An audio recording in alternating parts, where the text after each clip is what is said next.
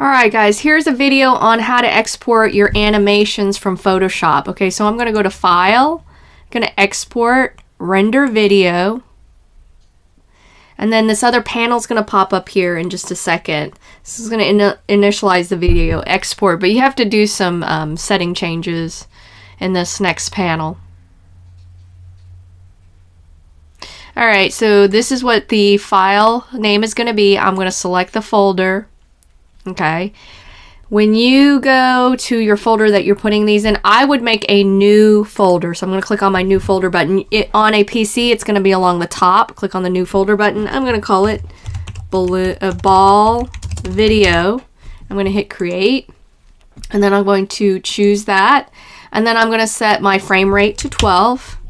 All of this can stay the same, and then I'm going to hit render. Okay, so put all of them in the same folder so you're going to know, and then when you import it, it should be the file that has the .mp4 at the end of it. Okay, and that's how you export from Photoshop.